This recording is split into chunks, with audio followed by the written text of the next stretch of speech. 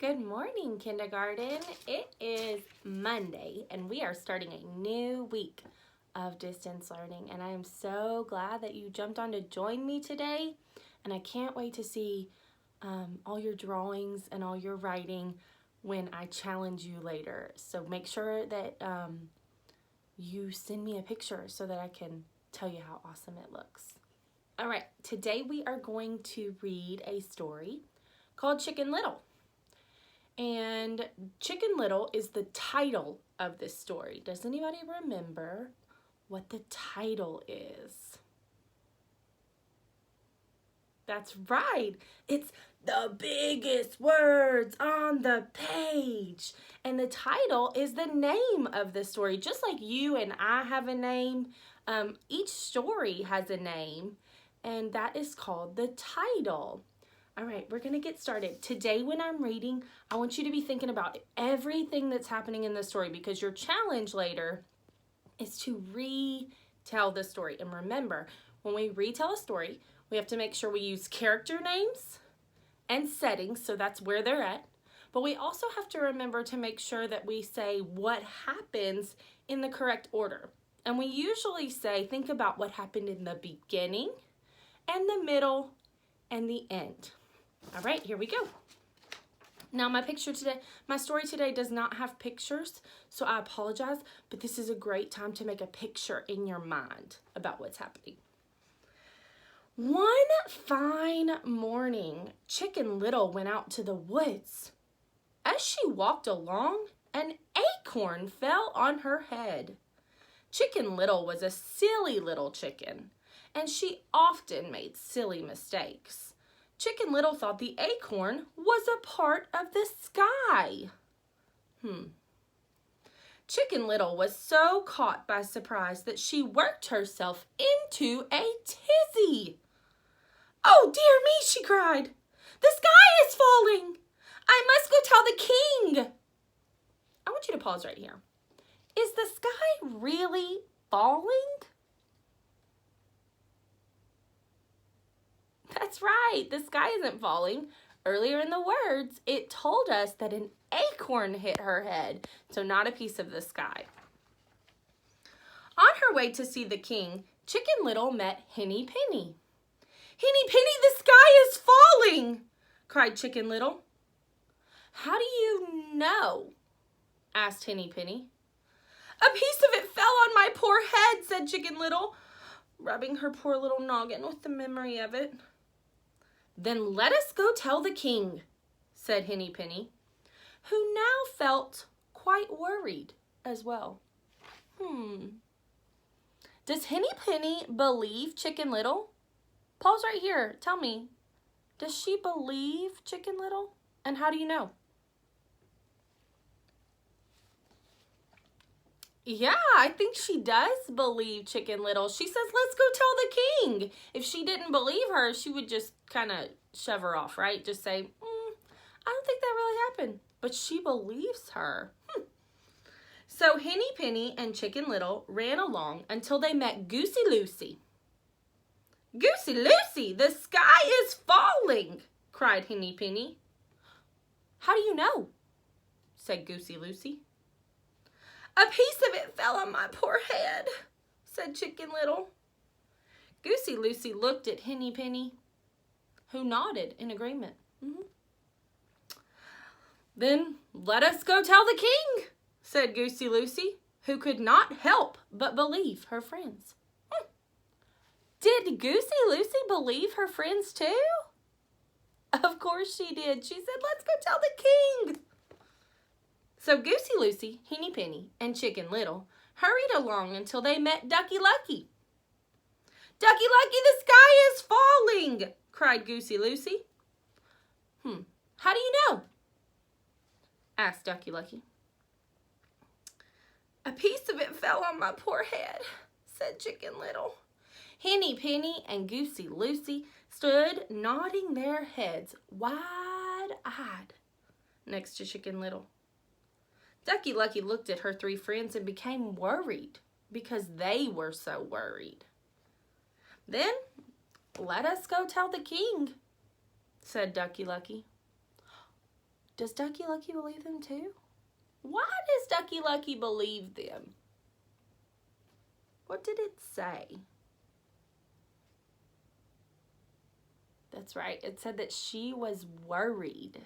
So she believed them because she was worried or nervous. Remember, worried means that we feel kind of anxious or we feel kind of scared because something might be happening. So do you think Ducky Lucky's probably a little nervous that the sky is falling? I think she probably is. So Ducky Lucky, Goosey Lucy, Henny Penny, and Chicken Little ran along until they met Turkey Lurkey, who was certainly the biggest of the birds. Turkey Lurkey, the sky is falling, cried Ducky Lucky. Well, how do you know? Asked Turkey Lurkey. A piece of it fell on my poor head, said Chicken Little. Henny Penny, Goosey Lucy, and Ducky Lucky stood behind Chicken Little, flapping their wings with worry. Make a prediction. Is Turkey Lurkey going to believe all of these friends? What do you think? Then let us go and tell the king, said Turkey Lurkey. Did he believe them? He did. For who was he to disagree with 4 scared friends? So the 5 feathered friends ran along until they met Foxy Loxy. Now, Goosey Lucy, Henny Penny, Ducky Lucky, Turkey Lurkey, and Chicken Little meeting Foxy Loxy. Foxy Loxy, the sky is falling, cried Turkey Lurkey. Oh, is that so? Said sly Foxy Loxy, who knew better, but pretended to believe the 5 trembling birds. Does Foxy Loxy believe them? That's right. Foxy Loxy does not believe them. He said that our author told us that he knew better. So he pretended to believe the birds. Let's see what's going to happen.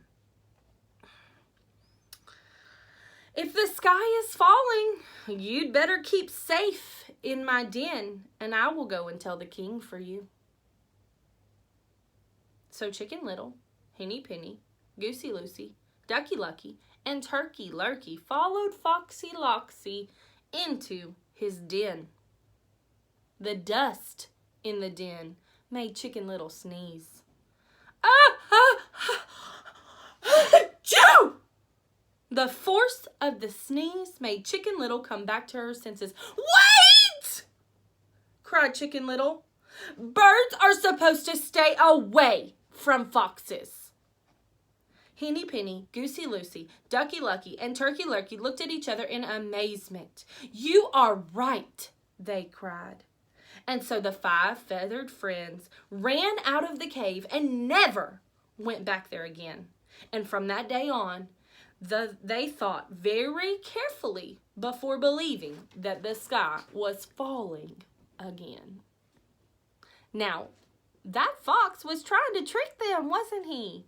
We see that a lot in stories with foxes, just like our gingerbread story from last week, where the fox tried to trick the gingerbread man into being eaten, and he succeeded, didn't he? He got him to jump all the way up on his nose, and then he ate that poor gingerbread man.